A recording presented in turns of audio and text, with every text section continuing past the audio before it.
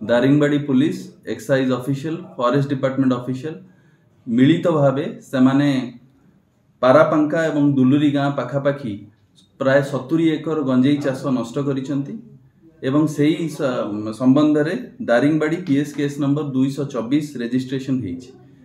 एइथरे जो लोक माने संपृक्त थिले आमे 5 जन को अरेस्ट करिछु। आज से माने कोर्ट चालान हेबे। सेही 5 जन को भितरु दारिंगबाड़ी थाना रे कार्यरत होमगार्ड सत्यजित मल्लिक मध्य अरेस्ट होइचंती।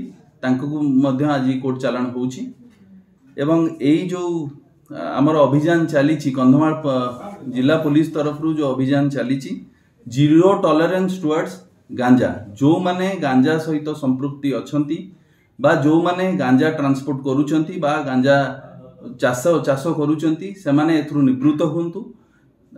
एटा है आमर जिला जी आरक्षी अधीक्षक अछंती तांकर मेसेज। धन्यवाद। एटा आमर प्रिलिमिनरी स्टेजेस ऑफ इन्वेस्टिगेशन अछि। आमे जानिबा को पाइलु एमानंकर संपृक्ति थिला एवं आउरी मध्य आर तदंत बाकी अछि। जस्ट प्रिलिमिनरी इन्वेस्टिगेशन ने जहां आमे पाइलु एवं ताकू आखि आगे रखी कि आमे तांको कोर्ट चालान करूछु। ए माने जो माने गंजेई माफिया थिले ए माने सेई गंजेई जो चाष हेइथिला से माने सेई गछ लगेइथिले। ऑडियो हमकु गोटे मेसेज ऑडियो हमर जो वायरल होउची सेटा भी आमे पाइचे।